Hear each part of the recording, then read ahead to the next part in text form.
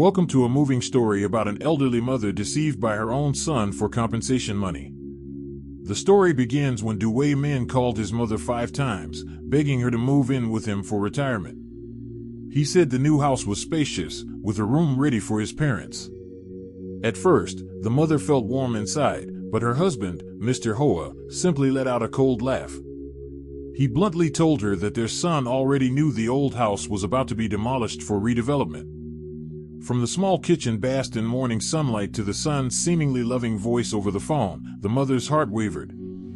Her daughter-in-law, Lynn, played along skillfully, speaking sweetly and mentioning how their granddaughter missed her grandparents. But Mr. Hoa's sharp gaze and pointed questions were like cold water on the mother's softening heart. Why had their son suddenly become so caring, when he hadn't invited them to his new house for months?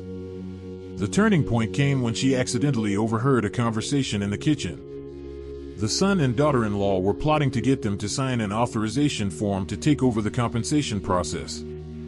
Her heart broke when she realized she was just a stepping stone in their plan to change their lives. Still, she pretended to know nothing, choosing to stay alert. At the new house, everything, from the guest room to the meal, reeked of artificial care. The room was stuffy and dim, cluttered with random items. The dishes, supposedly made for her, were clearly Mr. Hoa's favorites. Lynn tried to appear thoughtful but didn't even understand her mother-in-law's dietary habits. The more the couple tried to act filial, the more their performance cracked. The truth unraveled when the mother overheard them arguing about the paperwork. They were hesitating, afraid the old couple might catch on. Her heart sank, but she kept calm. When the son finally handed over the authorization documents, Mr. Hoa firmly refused and demanded a legal review.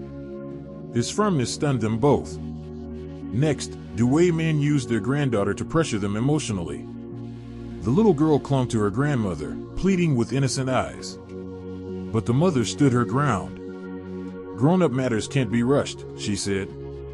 When her son lost his temper, Mr. Hoa burst into anger for the first time and threw both of them out. At a neighborhood meeting about the redevelopment policy, Dwayne Min again played the part of the devoted son, hoping to sway public opinion. But the mother stood up, revealed the truth, and played a recording of her son's threats. The hall fell silent. Local officials promised to protect the couple's rights. Public sentiment quickly shifted, with neighbors condemning the son's betrayal. The compensation money was transferred directly into the couple's joint account. They rented a temporary place and handled everything without involving their son.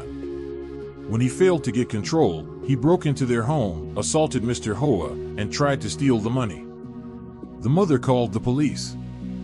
He was arrested on the spot and charged with aggravated robbery.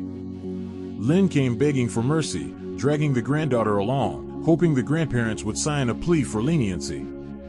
But they refused. To them, he was no longer a son, but a criminal.